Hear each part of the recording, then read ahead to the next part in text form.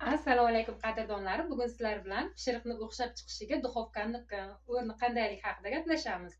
Agar siz hamma narsani to'g'ri qilsangiz, mahsulotlaringiz ham sifatli bo'lsa, tayyorlash texnikasini ham juda ham to'g'ri bajarsangiz, lekin duxovkani temperaturasini to'g'ri gradusda ushlolmasa, qo'ya olmasangiz, pishirig'ingiz sizga o'xshab chiqmasligi mumkin. Bu esa sizni xafa qilib qo'yishi mumkin. Shuning uchun har bir kishi o'zini duxovkasini tilini yaxshi tushunib olishi kerak.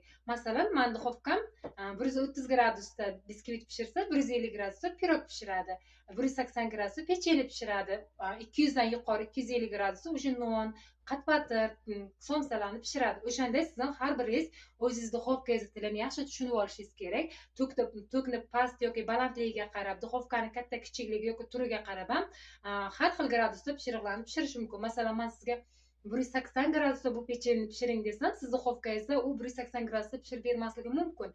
Shuning uchun har kim o'zini duxovkasini tilini, gradusini tushunib olsa, pechenyelar yoki pishiriqlari, piroglar o'xshab chiqishiga bu juda ham katta yordam beradi. Agar ma'lumotim sizga yoqqan bo'lsa, kerakli bo'lgan bo'lsa, kommentariyalar kutib qolaman.